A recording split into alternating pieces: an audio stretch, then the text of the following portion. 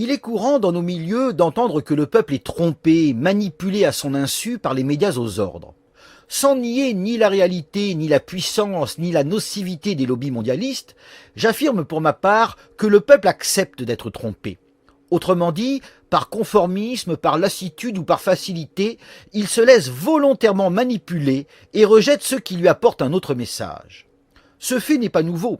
Fin 1938, un Français désabusé soulignait « Sur notre destin, il y a quelques ombres, mais surtout l'ombre que projette notre refus obstiné d'entendre. » Parlant de ceux qui, clairvoyants, prévenaient des dangers, l'auteur expliquait « Parce qu'ils parlent avant le temps, on les taxe de rêverie ou d'exagération.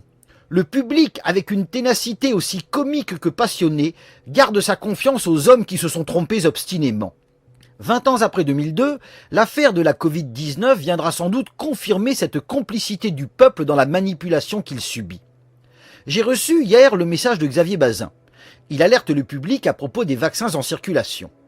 Xavier Bazin est l'auteur d'un ouvrage intitulé « Big Pharma démasqué, de la chloroquine au vaccin, la crise du coronavirus révèle la face noire de notre système de santé ». L'auteur prévient des dangers que, selon lui, les grands lobbies pharmaceutiques font courir à la santé publique.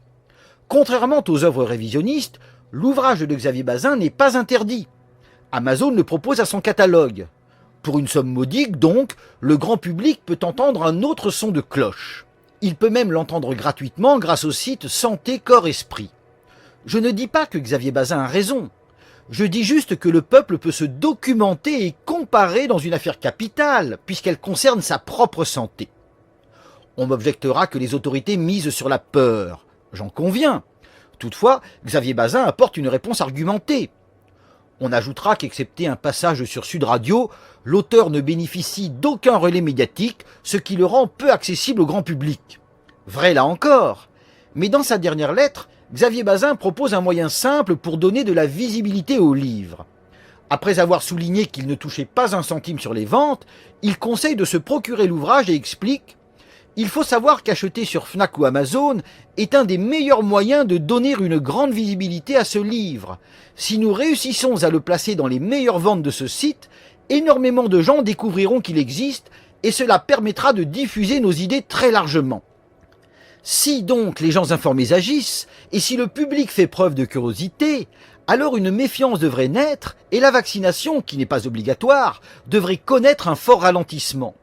Pendant quelques mois au moins, le temps que les gens prennent connaissance du dossier et qu'un débat collectif s'instaure, au terme duquel le public pourra juger, oui ou non au vaccin.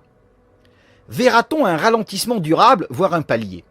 Si oui, alors mes compatriotes m'auront donné tort.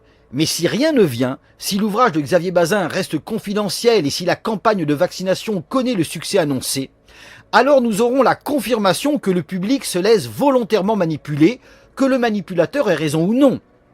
Car ce sera la preuve que, par lassitude chez les uns et par conformisme chez les autres, il aura méprisé toute une série d'informations contraires, même lorsque celles-ci sont parfaitement légales et aisément accessibles. On me répondra que je suis naïf, que rien ne pourra faire sortir ce livre de la confidentialité, donc qu'il est vain de s'associer à l'action proposée par l'auteur. Je répondrai avec Lucien Romier, « Seul l'optimisme est créateur, parce que seul il pousse à progresser.